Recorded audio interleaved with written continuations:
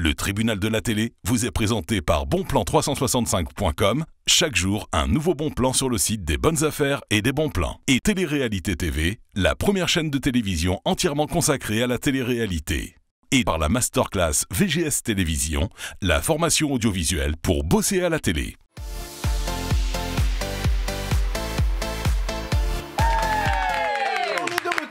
Vous êtes bien dans le tribunal de la télé, l'émission de la joie et de la bonne humeur.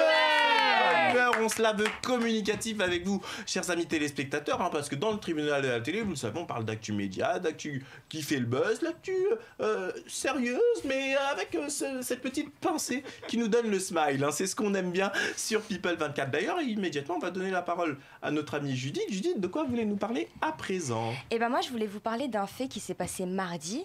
Un jeune homme de 23 ans, Arthur, accuse la police de violence lors d'une manifestation. Donc, ah oui, là, c'est plus la news qui donne le smile, comme je le disais. Là, on rentre dans la news sérieuse. Alors, ce qui s'est passé, c'est qu'il y a eu des affrontements entre jeunes et policiers. Et le jeune homme a tenté d'échapper. Donc, il s'est caché derrière un magasin. Et derrière ce magasin, il y avait un groupe de policiers. Donc, il s'est senti attrapé par la capuche. Et là, il s'est fait tabasser sans aucune raison. Le problème, c'est que Bastien Douden... Alors, attention, il s'est fait tabasser. Moi, je vous avoue, franchement, je ne suis pas au courant de cette histoire. Ce sont ses propos à lui. Ce sont ses propos, voilà. Ce sont ses déclarations à lui. Tout à fait, mais attention, parce que là, on est dans une émission de télévision, on ne peut pas nous employer un terme aussi fort sans avoir une certitude, tout simplement. C'est pour ça que je me permets de vous reprendre. Allez-y. Le problème, c'est que Bastien Douden, qui était un médecin généraliste, a été témoin de la scène. D'accord. Donc, après 7 heures d'attente aux urgences, le jeune homme Arthur avait pas moins de 9 dents en moins. Waouh! Et la mâchoire entièrement fracturée. Ah ouais. D'accord. Ah oui. Donc le parquet a lancé une enquête suite aux déclarations du jeune blessé et du témoin, le médecin. D'accord. Bon, en règle générale, on applaudit nos collègues à chaque news, mais celle-ci, ça va être un petit peu difficile. Moi, vous savez, dans ce genre de situation, bien évidemment, s'il y a des témoignages, là, ça va tendre à créditer la version de la personne. Mais moi, je reste toujours assez neutre tant qu'il n'y a pas eu une avancée judiciaire pour qu'on puisse se prononcer, je dirais, pas de manière forcément définitive, mais qu'il y ait quelques éléments de l'enquête. Mais là, comme vous l'avez dit, ma chère Judith, non seulement l'enquête est en cours, mais il y a eu des témoignages. Alors le débat, on va en parler, des violences policières après les gilets jaunes et les manifestations que l'on voit actuellement. Le climat social en France, clairement, il est extrêmement tendu. Mais est-ce que, alors c'est très bizarre ce que je vais vous dire, est-ce qu'il ne faudrait pas qu'on trouve tout simplement de nouveaux moyens d'expression que les manifestations classiques? Parce que quoi qu'on en dise, c'est une question que je vous pose, que je mets au débat, quoi qu'on en dise, quand on regarde bien maintenant, toutes les manifestations, même si elles ont un fond qui est positif ou une revendication qui se veut, légitime, il y aura toujours des casseurs maintenant dans toutes les manifestations qui vont s'introduire dans la manifestation, qui n'en font pas forcément partie. Alors, il y a des manifestations comme les Gilets jaunes où on a vu que certains Gilets jaunes eux-mêmes étaient aussi casseurs. J'ai bien dit certains. Est-ce qu'aujourd'hui on peut encore manifester tranquillement aussi? Vincent, je vous pose la question. Bien sûr qu'on peut manifester tranquillement maintenant, assez souvent. Avec les exemples qu'on a eu tout au long de l'année. Oui, parce que là pendant les grèves ces derniers temps, il y a eu des manifestations qui se sont passées dans le calme. Notamment, on a pu voir des pompiers qui levaient la main en face des policiers. Ça a fait polémique. Il y a eu plein de manifestations ces derniers temps où c'est pas forcément parti en casse. Le problème, c'est que assez souvent, il y a des individus, on ne sait pas qui ils sont, on ne sait pas qu'est-ce qu'ils font là, et qui mettent le bazar, le bordel, et qui gâchent tout simplement. Donc après, on ne peut pas surveiller toute une manifestation, on ne peut pas mettre des hommes partout, des policiers partout, donc on fait ce qu'on peut, mais malheureusement, oui, ça arrive. Mais Vincent, justement... Mais après, il faut laisser les manifestations, parce que c'est quand même une liberté, c'est quand même un droit. Là, il est nullement ici question d'arrêter de manifester, mais je suis en train de m'interroger à haute voix. Est-ce que, vous voyez, regardez la manifestation, historiquement, ça a toujours été là, mais est-ce qu'avec l'évolution technologique, on ne pourrait pas trouver d'autres modes comment dire, de revendiquer. Je sais pas moi. C'est-à-dire utiliser des hackers, c'est ça, et embêter le gouvernement ou... Non, pas. C'est ce à quoi je pensais. Parce que le but en fait c'est d'embêter tout le monde. Donc, mais non, en fait, grosso modo, alors c'est vrai que avec les nouvelles technologies, c'est vrai aussi que ça peut être compliqué parce qu'on pourrait se faire hacker. Mais c'est vrai que dans mon esprit, je me disais, imaginons que chaque citoyen, à partir de notre numéro de sécurité sociale, par exemple, on a un compte sur un site affilié à l'État ou je sais pas quoi. Et quand il y a des situations, on puisse tous donner notre point de vue. Et du coup, ça remonterait au gouvernement, puis on le saurait tous, etc. Alors, bien évidemment, c'est juste une hypothèse. C'est parce que, comme notre amie ici présente, Judith, a mis en avant donc, la violence policière, moi, je me dis qu'actuellement, d'ailleurs, je suis un petit peu, je l'avoue, sorti du sujet premier qu'a évoqué Judith, mais je me dis qu'actuellement, les manifestations, elles engendrent de la violence parce que,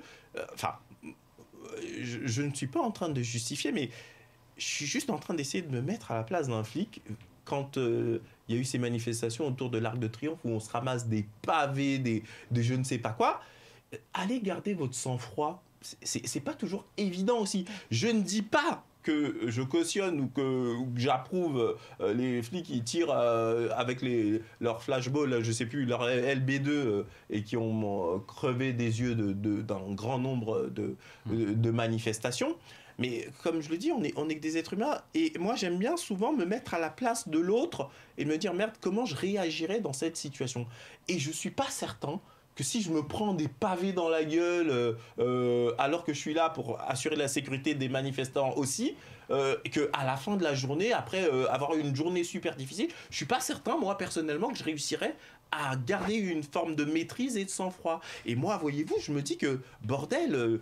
pendant toutes ces manifestations, moi je suis même choqué qu'il n'y ait pas eu encore plus dans certains pays, mais aux États-Unis, il y aurait eu des morts. Enfin, je ne sais pas si vous vous rendez compte. Je ne dis. Pour moi, je trouve quand même que. C'est pour ça que. Comment vous dire je trouve quand même que la police française, il y en a qui. Quand on se met à dire, ouais, police, SS et tout, moi je trouve que ça va c'est vrai qu'il y a des abus, hein.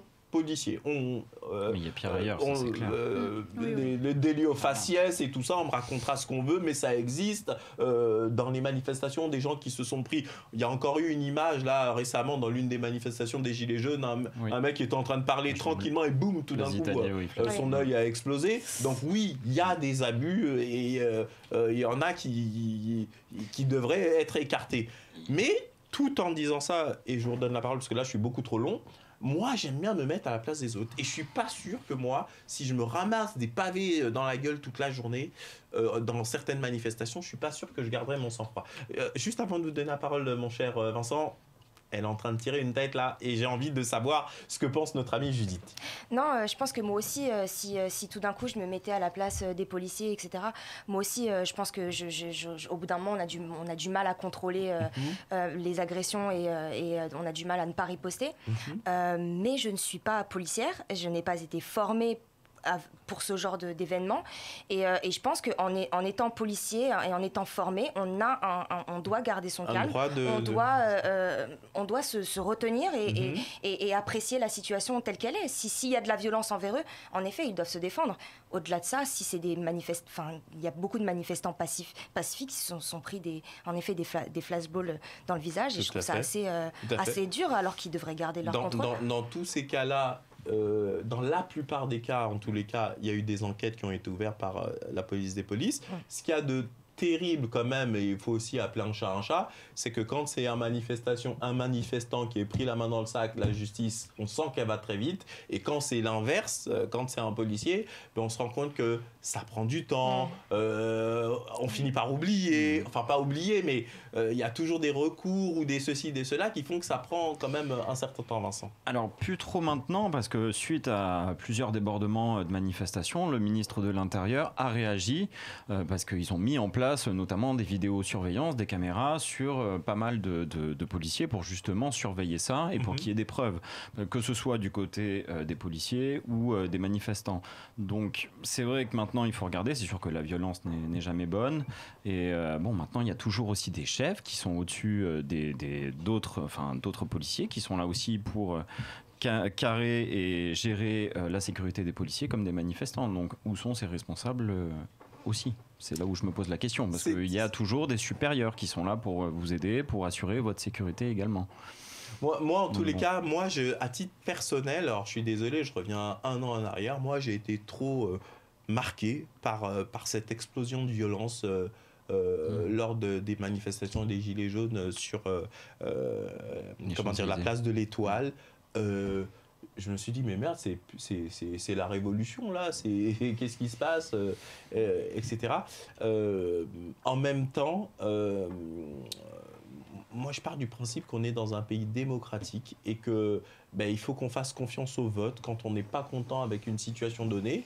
Bien sûr qu'on a le droit de revendiquer, etc. Mais la revendication, pour ma part, la plus saine, ça reste le vote. Maintenant, c'est vrai aussi que pas parce qu'on a voté pour quelqu'un qu'on va se taire pendant 5 ans et que s'il y a des mesures qui sont prises et que les gens sont contre, ils ne peuvent pas revendiquer. Vous en pensez quoi, ma chère Sabrina ? Alors moi, en fait, j'aimerais revenir sur 2 points.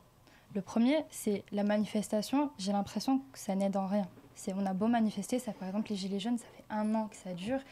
Ça n'avance pas. Alors, attention, on ne peut pas dire que ça n'a pas avancé parce que le gouvernement a lâché 17 milliards d'euros. On ne peut pas dire que c'est une goutte d'eau. Ceux qui disent que c'est une goutte d'eau, c'est un mensonge. C'est énorme. C'est pour vous donner une idée, il n'y a aucun gouvernement qui avait lâché autant dans le social depuis des décennies. Donc on ne peut pas dire que c'est rien du tout non plus. Moi je pense qu'il faut appeler un chat un chat. Je comprends tout à fait, mais en fait j'ai l'impression qu'on a beau manifester, malgré le fait que l'État ait mis plein de choses en fait en marche. Mais ce que je veux dire, c'est que pour moi, le meilleur moyen en fait de montrer ce que l'on pense, ce sont les référendums. Et malheureusement, en fait, on n'en a pas. Admettons que si on ferait appliquer les lois par référendum, on verrait en fait si le peuple est d'accord ou pas. Mais là, donc, en fait, vous voulez dire notamment pourquoi pas mettre en place, comme le proposait la France Insoumise, un référendum d'initiative populaire pour que tout le monde vote et qu'on puisse pour moi, c'est la meilleure des solutions. Dans ces cas-là, l'Assemblée nationale ne sert à rien, puisqu'en fait, toi, tu votes pour élire quelqu'un qui va te représenter à l'Assemblée nationale. Donc dans ces cas-là, ça sert plus à rien en fait. Et ça coûterait une fortune en plus de faire des référendums tout le temps pour faire des lois. Pas tout le temps, mais par exemple, tu vois, pour les choses les plus importantes, les lois les plus importantes en fait qui marquent et qui vont changer la vie des citoyens. Moi, je comprends ce qu'elle veut dire, Sabrina. C'est-à-dire que après tout, dans la Constitution, il y a le référendum. Mais c'est vrai que quand on regarde bien, les présidents ne l'utilisent quasiment jamais. Et effectivement, le peuple aussi ne se sent pas associé des fois à la décision politique. Vincent, juste pour terminer, je peux tout à fait comprendre. Moi, j'avoue que je partage cette opinion aussi, de me dire, bon, on a élu des représentants, et voilà. Mais il est vrai aussi que dans certaines situations, on se dit, tiens, j'aimerais bien être consulté aussi sur tel ou tel point, Vincent. Je suis d'accord avec vous, mais le problème, c'est que le taux d'abstention, assez souvent maintenant, quand il y a des votes, est énorme. C'est-à-dire que si là tu mets en place des référendums, il faudrait vraiment que tous les Français aillent voter. Mais je pense qu'à ce qui se passe, ils vont aller voter. La question, Vincent, dans ce que vous dites, sous-jacent, est-ce qu'il faudrait rendre le vote obligatoire ? Bah oui. Oui, il est obligatoire dans un certain nombre de pays, je crois que la Suisse. Et en plus, on s'est tellement battu pour avoir le droit de vote, notamment les femmes aussi, parce qu'elles votent depuis pas si longtemps que ça. C'est vrai que ça serait dommage de gâcher ça. Oui, pourquoi pas le référendum, mais il faudrait que tout le monde joue le jeu. J'ai eu à peu près un spectre des réponses autour de la table. Il me reste ma chère amie Tiffany. Tiffany, qu'est-ce que vous pensez de tous ces débats ? Moi, je pense qu'effectivement, il faudrait peut-être rendre le vote obligatoire, mais vraiment pour tout le monde, parce qu'il y a plein de personnes qui ne votent pas et c'est malheureux, quoi. Et ça ferait des avis en plus, c'est important. Et pareil, au niveau des manifestations, moi, j'ai l'impression qu'au niveau du gouvernement, ça avance pas excessivement vite. Et je pense qu'aussi, c'est à cause de tout ça qu'il y a de plus en plus de casseurs, d'agressions, que ça part vraiment loin. Alors attention, je pense que c'est un peu par rapport à ça. Quand vous dites que ça n'avance pas suffisamment vite, actuellement, on est en plein dans la période de la réforme des retraites. Vous pensez à ça précisément ou aux Gilets jaunes ? Je pense à tout. Moi, mon avis à moi, c'est que là, ça part de plus en plus loin. Les manifestations avant, c'était des petites pancartes dans les rues. Maintenant, ça part en casse, en violence, en agression. Je pense que ça part vraiment loin, quoi. Donc, je pense que les personnes obtiennent pas ce qu'ils veulent. Donc, à cause qu'ils n'arrivent pas à avancer, ils sont obligés d'aller par la violence. Oui, mais quoi. alors, attention, oui, je sais. C'est ton argent après. Je sais, je suis tout à fait d'accord. Mais moi, dans ce que vous dites, il y a quand même une chose qui me perturbe, c'est que sous prétexte de violence, le gouvernement devrait céder parce que après non. Excusez-moi de dire ça, quand on regarde le nombre de manifestations, de manifestants, pardon, ils sont pas aussi nombreux que ça quand on fait une projection par rapport à la population française. C'est vrai. Donc, oui. est-ce que... Parce que sinon, après tout, ça voudrait dire qu'un petit groupe d'individus, il suffit qu'ils menacent, qu'ils soient violents, etc., et boum, on devrait céder à tout. Non. Alors, attention, moi, je voudrais pas qu'il y ait d'amalgame. On est parti encore une fois dans le sujet sur la violence policière, mais c'est ce que j'aime dans cette émission. Après, on part et on débat franchement. D'ailleurs, vous aussi, chers amis téléspectateurs, n'hésitez pas à nous dire ce que vous pensez de ça. Pour ce faire, c'est extrêmement simple. Vous allez du côté du site internet de la chaîne, adresse www.people24.tv, et vous pouvez aller dans la rubrique programme dans l'émission Le Tribunal de la télé, ou tout simplement, comme ça affiche actuellement au bas de l'écran avec le hashtag Le Tribunal de la télé, vous nous dites clairement votre opinion. Je vais redonner la parole à notre amie Judith qui va apporter une conclusion à ce débat, mais juste avant, si vous le permettez, Judith, je voudrais quand même bien préciser que dans mon esprit, la violence policière, elle existe. Et il y a suffisamment d'éléments et d'exemples pour se dire qu'elle existe. Le faciès lors des contrôles, on me racontera ce qu'on veut, ça existe aussi. Mais en même temps que je dis ça, comme je l'ai dit tout à l'heure, les manifestants deviennent de plus en plus violents. Et imaginez les policiers qui ont qui ont protégé le parcours des manifestants, les commerçants, etc., mais qui ont fait ça tout au long de l'année 2019. Il faut aussi comprendre le ras-le-bol qu'il doit y avoir dans cette profession. Alors oui, ils sont policiers, oui, ils ont choisi leur métier, mais je pense pas que quand ils ont signé pour leur métier, ils ont signé pour se prendre des pains dans la gueule, pour se ramasser des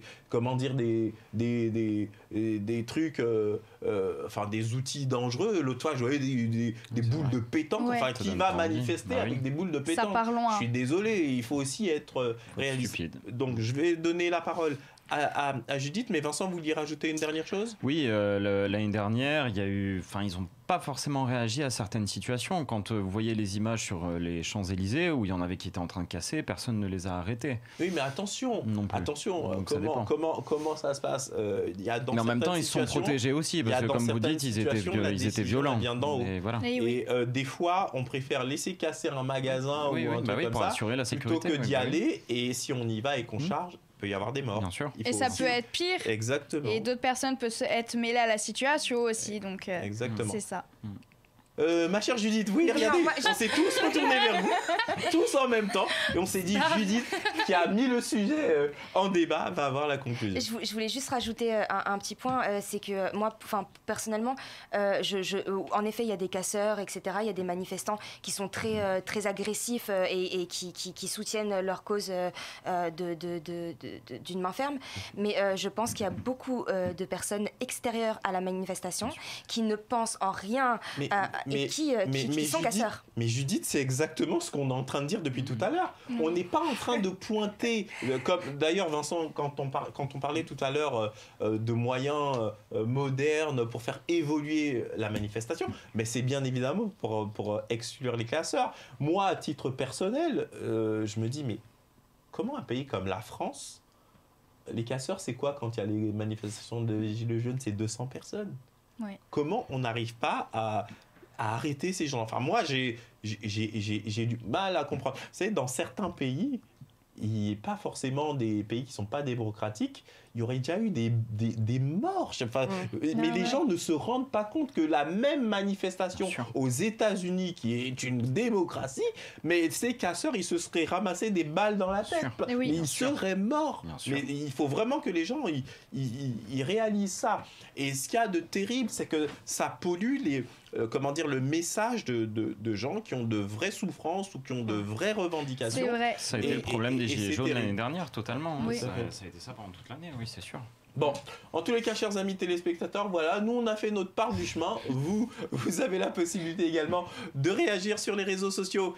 Malheureusement, les amis, l'émission est déjà terminée. Je suis déçue. J'aimais bien mon costume d'aujourd'hui, moi. N'est-ce pas? Eh bien, votre costume, de toute façon, on est en pleine phase de Noël. Vous avez le droit de le remettre demain. Je vous donne l'autorisation. Quant à nous, chers amis téléspectateurs, je vous dis à demain pour un nouveau numéro du Tribunal de la Télé. Ciao. Bye Ciao. bye.